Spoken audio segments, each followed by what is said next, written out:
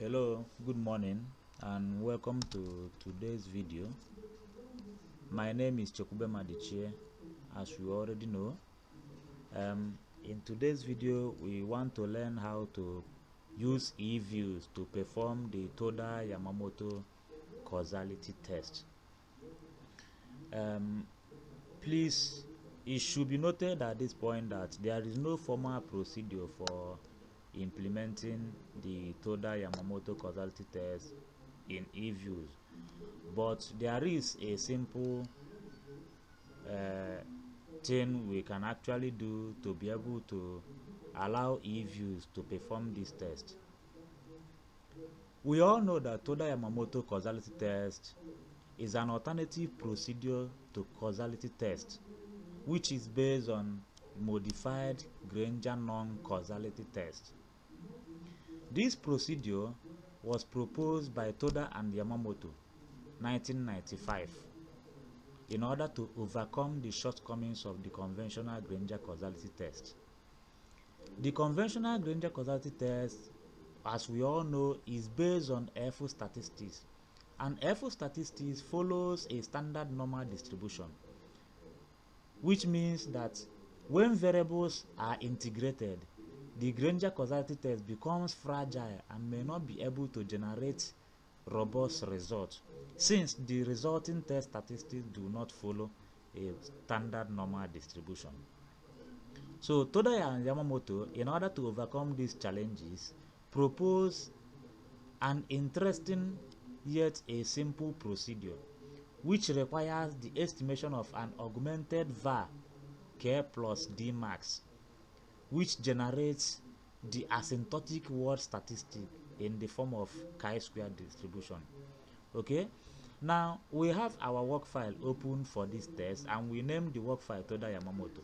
We have two variables here, GDP and TOP. Okay, we have our data range. Our structure is in quarterly form, generating 188 observations. Okay, now there are standard procedures for performing this test. The first is to determine the maximum order of integration. When we mentioned D max before, D max means maximum order of integration of the system. So between GDP and TOP, we may have to find out the maximum order of integration by way of stationarity test. Okay, unit root testing. We go into unit root testing to determine the maximum order of integration. Now the second thing is to determine the optimal lag length. Okay, now after determining the optimal lag length, we can now proceed to perform the Toda Yamamoto causality test based on augmented var k plus d max, where k is the lag length, that is optimal lag length, and d max is the maximum order of integration. Okay, now for us to determine the order of integration, we need to carry out a unit root test, and I want to say that it is very, very important that we go into confirmatory analysis to be sure that the maximum order of integration we are proposing is the correct one, we are using is the correct one. And how do we do that? It is instructive to use ADF, augmented Dickey-Fuller unit root test, and KPSS, because the two of them test a mirror opposite hypothesis. For instance, the ADF test, as we know, tests the null hypothesis that GDP has unit root as a unit root.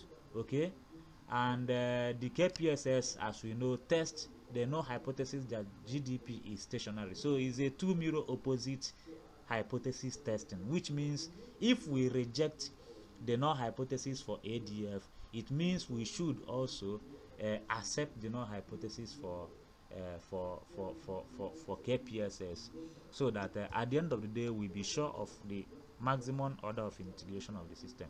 So we have tested GDP at level, it is non-stationary. We test again at first difference. The result shows that it is stationary at first difference. We can reject the null hypothesis at 5% level. Okay, now we have seen that GDP is order 1, so we test TOP according to ADF. Oh, we are still testing with ADF, so we test TOP with ADF, and we find out that TOP is integrated at order 1 also according to ADF. So both of them are order 1 variables according to ADF. So now let us confirm this with KPSS. Okay, confirm with KPSS. We test at level. We can see the results. The null hypothesis here is that GDP is stationary, and the estimated KPSS statistics is greater than the critical values, which means we are rejecting the null hypothesis here. So we are rejecting the null hypothesis here that GDP is stationary at level, because this value is greater than the critical value. So we test again at first difference. Okay, at first difference we see also that this value is also greater than the critical values, which means we also reject the null hypothesis that GDP here is stationary. Okay, we reject that GDP here is stationary. Now we need a value that will be smaller than the critical values for us to accept. So for us to accept the null hypothesis, so we test again our second difference, and our second difference we see that the value is smaller now, which means we can now accept the null hypothesis of stationarity according to KPSS. Now this is for GDP. Okay, this is for GDP. So GDP, we are having a kind of inconclusive result according to ADF and between ADF and KPSS, because KPSS shows that GDP is order 2 and ADF shows that GDP is order 1. So it is inconclusive. So we test this one again with KPSS, and we find out also that at level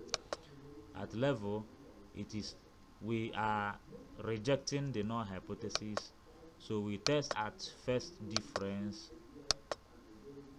At first difference we are kind of also at, okay, we can actually because at 1% we can accept the null hypothesis at 1%. Okay, at 1%, that is really not totally worthwhile at this level, because for KPSS we build on 10% actually. So if we test again at second difference, we see something else, and that we are going to reject the rather accept the null hypothesis because of the small value here.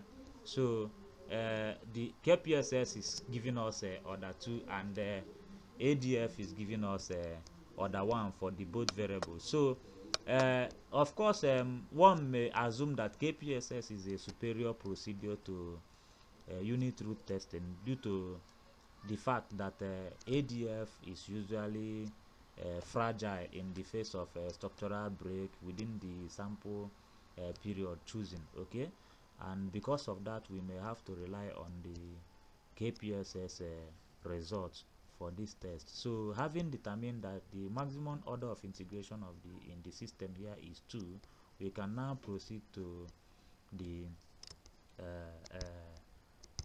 lag length selection. So lag length selection, we run a var model. We first of all run the var and go into selection of lag length. Okay, go to lag structure, lag length, we put 12 there. You can see that according to AIC Akaike Information Criteria. So according to AIC Akaike Information Criterion, we have the optimal lag length as 11, and the same thing applies to Swatch Information Criterion. They are also saying 11, and can also see Hanankun HQ, they are also saying 11. So there is a general consensus amongst the various information criterion regarding the optimal lag length, which is 11, and the final prediction error also supports this lag length criterion. So we can now say that the 11 is the maximum, or rather the optimal lag length. So we now move to specify again, and here we remove 2 and put 11. Now for us to now observe the Toda Yamamoto causality test, which is based on augmented VAR, where we have K plus D max. K plus D max means that we have 11 as optimal lag length, while we add the maximum order of integration to it, and there is the exogenous variables where we are going to add the that, and for us to do it, we now give a lag of 13. Okay, 13 here means that we generated that 2 is the maximum order of integration. So if we have 11 as the optimal lag length, we add 2 to 11 to have 13. Okay, and the same thing applies to TOP. We give it a lag of minus 13. Okay, this is how it's going to be, and we click OK. So when we click OK, we move to view again and go to lag structure and move to Granger causality stroke block exogeneity test. Okay, this is where we go to. You can now see the Toda Yamamoto results of VAR Granger causality stroke block exogeneity word test, which is based on asymptotic chi-square distribution. Here the dependent variable is GDP, and we look at the chi-square and look at the critical values, and we can see that if GDP is the dependent variable, that means TOP causes GDP by virtue of the significance of this chi-square test. And we also move to the second segment of the table. We see TOP being the dependent variable, and the result is showing us that the chi-square is significant, which means GDP causes TOP, and as much as TOP causes GDP. So we can now see that there is a bidirectional causality between GDP and TOP according to Toda Yamamoto causality test. Okay, of course we can still move back to estimation output, where we have up to lag 1 to 11, okay, for GDP, and lag 1 to 11 for TOP. Across the constant parameter, we now have the exogenous variables, where we now capture the D max. Okay, this here we are seeing VAR in the form of K plus D max.